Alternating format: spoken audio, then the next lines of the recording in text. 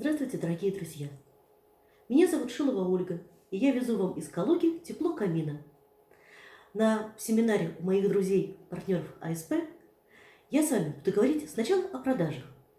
О продажах камина, конечно, но так, чтобы не задействовать отдел продаж, то есть вашими собственными силами.